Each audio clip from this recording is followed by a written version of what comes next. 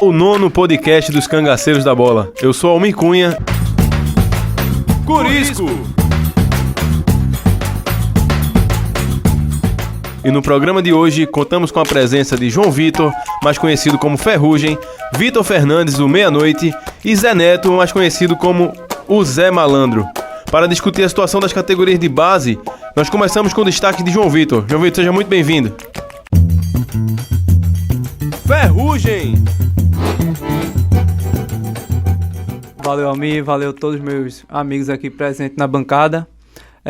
Almir, meu destaque vamos debatendo ao longo do programa diferentes políticas adotadas pelos treinadores aqui no Nordeste que têm diferentes formas de trabalhar com a categoria de base dos clubes, dando mais oportunidades, outras nem tanto, e vamos debater isso aí ao longo do programa. Vitor Fernandes, é com você, meu querido.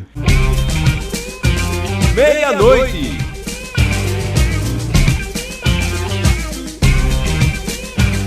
Fala, Almir, é um prazer sempre estar presente no podcast do Cangaceiros da Bola, abraçar meus amigos daqui da bancada. Meu destaque vai para as competições nacionais que são realizadas para os garotos das categorias de base. São poucas, mas a gente vai discutindo no decorrer do programa. Zé Neto, muito bem-vindo, meu amigo. Zé Malandro! Fala, Almir, é um prazer estar em mais um podcast do Cangaceiros e queria cumprimentar os meus companheiros aqui da mesa.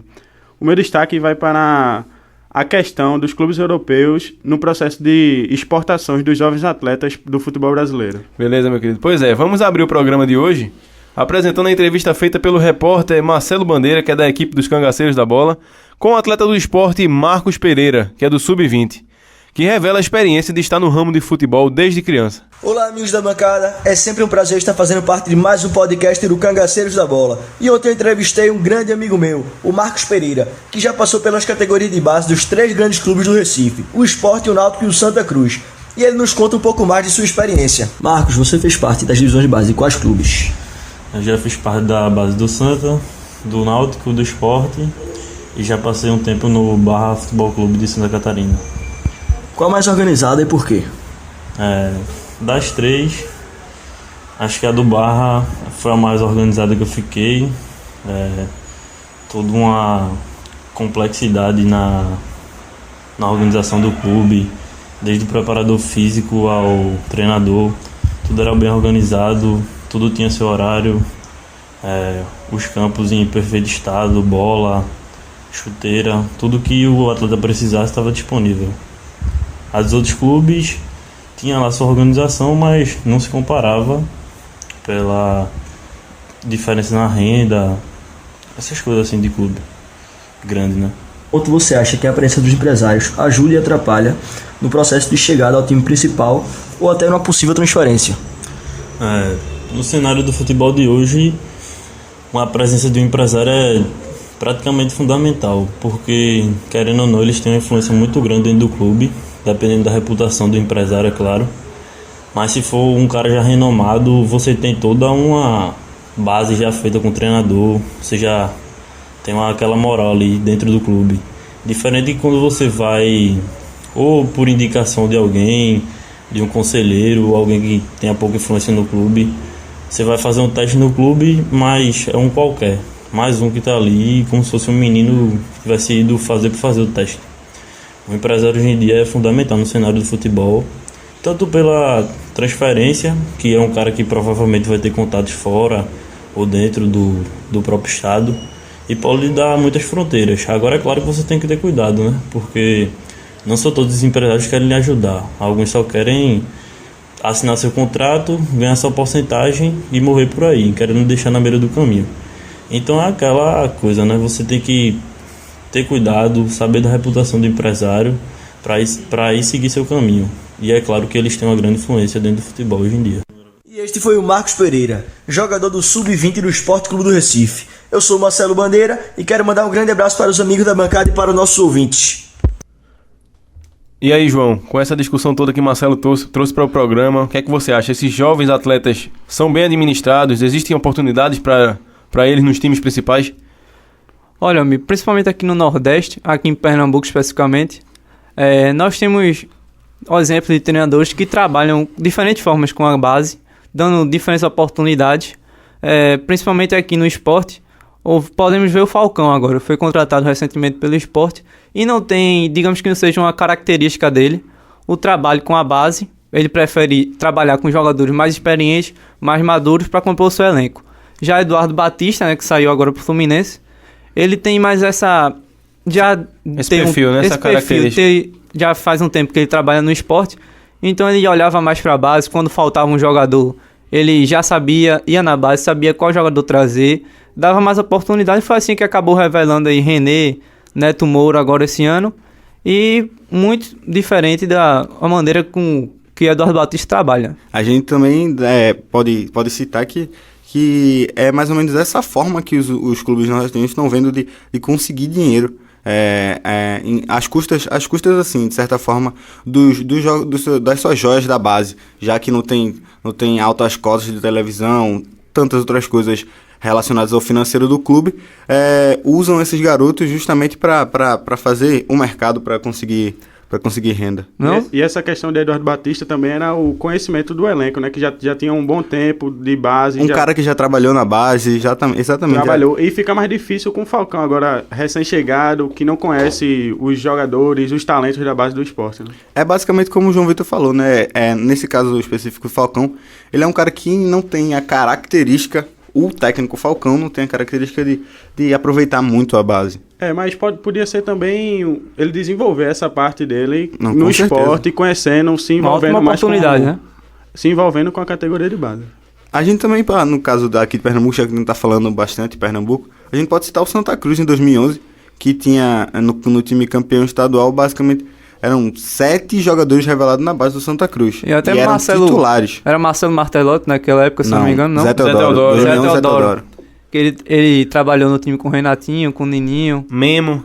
Né? Eram 7 jogadores que eram revelados de Santa Cruz, que eram titulares no título de 2011. E alguns estão até agora, né? Como o Renatinho. Agora vem surgindo o Elton César e outros caras.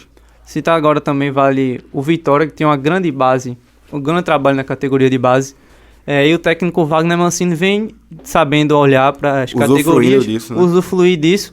Até não é à toa que o Vitória foi campeão sub-20, foi vice-campeão sub-20 da Copa do Brasil ano passado. A estrutura do CT do Vitória também é muito organizada. Muito Fortaleza propícia. Também tem uma forma, né? E o Wagner Mancini vem aproveitando agora esse ano 2 meninos aí, 19 anos. O David, o meia, 19 anos, que é aproveitado com frequência, não é titular do time, mas sempre entra nos jogos. E o Flávio, volante, que é titular absoluto. Ambos foram campeões pelo vice-campeão, pelo Vitória, o ano passado. Mas esses jogadores aí, eles não podem entrar já para resolver um problema do time principal, né? Com certeza, tem que ir administrando ao longo, botando os garotos no decorrer do campeonato, entrando no decorrer do jogo, para eles também terem uma boa oportunidade. Você falando aí, João, de vice-campeão e tal, traz à tona a minha pauta, né, que é justamente as competições que a CBF, a Confederação Máxima de Futebol no Brasil, disponibiliza para essas categorias de base. E aqui eu trouxe algumas pautas. As competições mais importantes no Brasil tem a Copinha, Copa São Paulo Futebol Júnior, tem o Campeonato Brasileiro Sub-20, a Copa do Brasil Sub-20 e a Copa do Brasil Sub-17. Esses são os campeonatos de mais destaque que recebem incentivos fiscais. Aqui no Nordeste já é uma coisa mais complicada. As únicas competições que eu consegui pegar é uma a Copa 2 de Julho de Futebol Sub-15 na Bahia, que acontece frequentemente todos os anos, e tinha uma Copa da Paraíba, que era também com time Sub-17. Aqui no Nordeste estavam se cogitando ter a possibilidade de ter a Copa do Nordeste Sub-20, né, justamente para esse ano. Essa 2 de julho foi extinta, né? Ela era bastante presente, era sempre, todos os anos ocorria.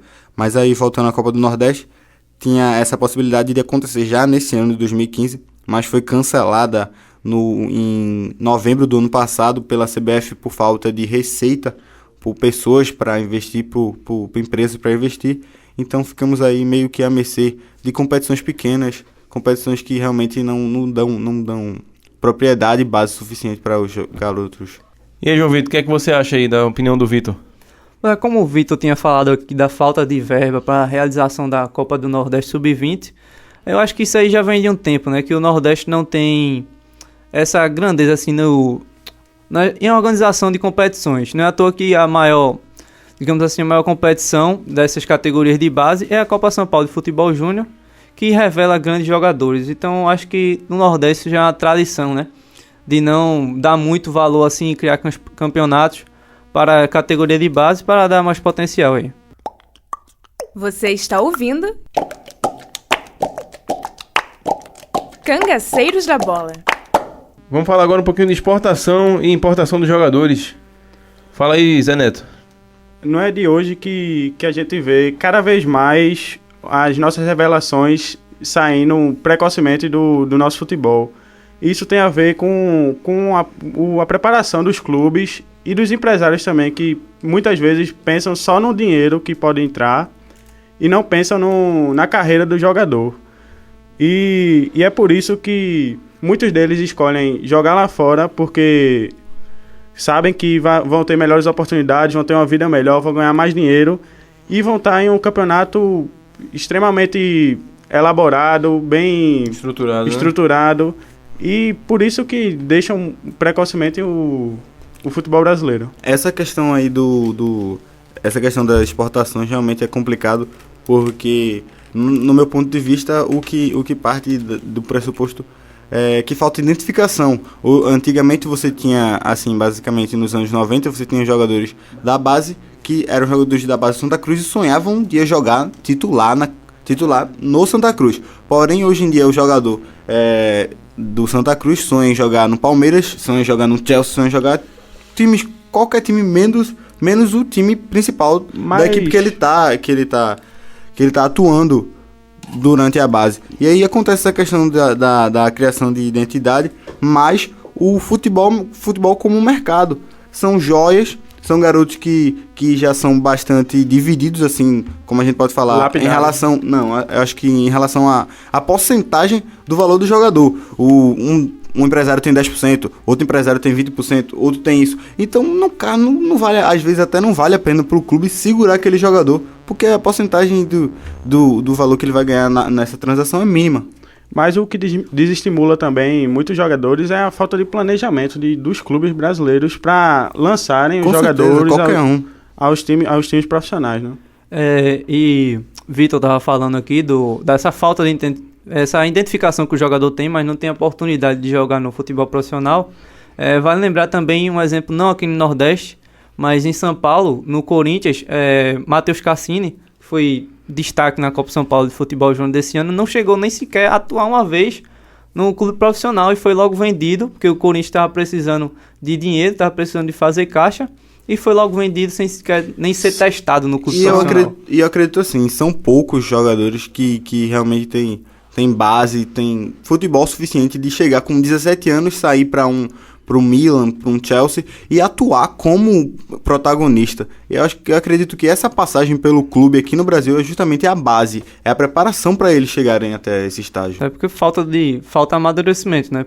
E a categoria de base junto com o clube seria um fato para o jogador amadurecer para sair um jogador mais experiente para os clubes europeus. Essa questão que o João Vitor falou, que eles muitas vezes saem sem estrear num clube profissional que está na base, acontece com vários jogadores que podia até formar uma seleção brasileira com jogadores que saíram precocemente. A gente tem na seleção brasileira, tem Firmino, tem Hulk, tem Davi Luiz, jogadores que a gente não viram atuar no Brasil. Mas podia formar uma seleção inteira só de bons jogadores que não tiveram a oportunidade. A prova disso é o Sub-20 da seleção brasileira agora, né? Dando show. Gabigol, Gabriel Jesus, o próprio Valdívia. O Andreas Pereira, que é belga, nasceu na Bélgica, mas tem nacionalidade brasileira. A formação dele é toda no exterior. Agora vamos ver o tempo que vai durar essa seleção Sub-20 com os jogadores atuando aqui no Brasil, né? Porque por enquanto tá tudo ok, mas daqui a um certo tempo, 1 ano, 2 anos,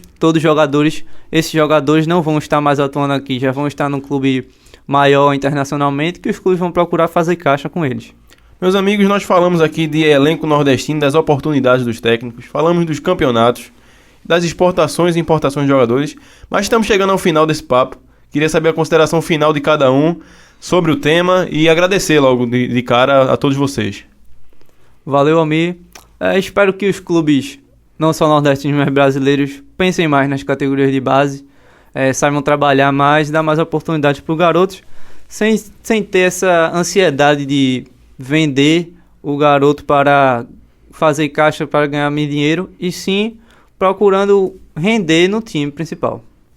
Eu acredito que, igual a todo o futebol, incluindo até os profissionais, falta investimento e conscientização justamente nesse dinheiro que é gasto, e daí a gente pode começar a caminhar para um futuro realmente de conquistas, como era o futebol brasileiro, cheio de conquistas e glórias. Eu agradeço mais uma vez estar participando do podcast. Um abraço. O planejamento, para mim, é o principal Fator, né? principal fator dos jovens da base não ter essa vontade de vestir a camisa do time brasileiro, de torcer mesmo pro time e ser um ídolo do time. Eles veem isso em clubes europeus, né? Que tem um projeto, todo um marketing, todo um marketing mesmo para conseguir esses jogadores e revelar eles para ser grandes jogadores do futebol mundial. E eu queria agradecer aqui ao Mi e até o próximo podcast. Valeu, meu velho. Esperamos que os times comecem a notar que a permanência de um atleta de base pode ser mais importante que seu valor de venda. Terminamos por aqui o 9º podcast dos Cangaceiros da Bola. Agradeço a audiência e até o próximo encontro. Cangaceiros